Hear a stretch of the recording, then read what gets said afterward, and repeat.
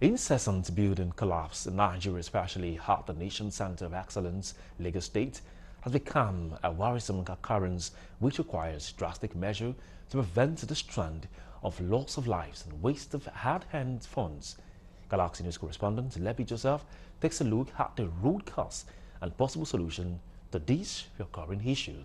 In this report, please take a look.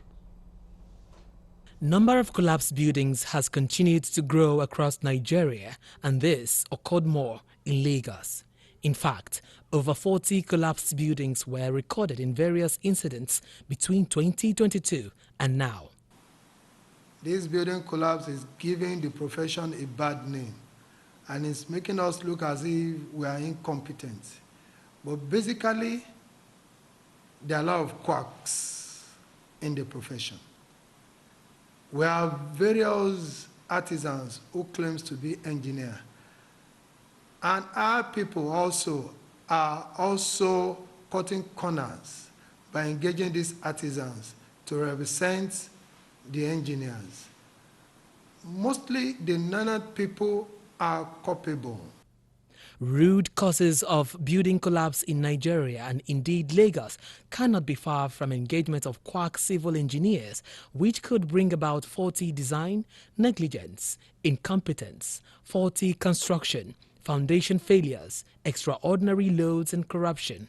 Forces of nature could also be identified as part of causes of this building collapse.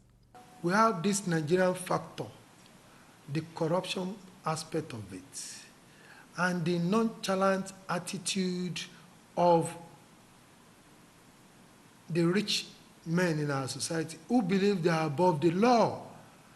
And we have various laws that take care of infractions. But were they implemented? That the 7-story building was without approval. That, in my opinion, is a very self-indicting statement. There are procedures, there are laws in Lagos State that guide physical development. And there are indeed processes and procedures that should be followed before you scratch ground on a site to say you want to put a building there. According to statistics available, over 500 buildings have collapsed in Nigeria, with more than 2,000 deaths recorded and many injured in the last 5 decades. Trillions of naira have been lost, while loss of lives cannot be estimated because life cannot be quantified in monetary value. But several promising and hard-working individuals have died due to this avoidable malady. In the time past, we don't consider earthquake in our designs. We don't consider the wind effect in our designs. But over years, I quite agree and I understand and I know that once your building is going above 3 floors, you must consider the wind effects.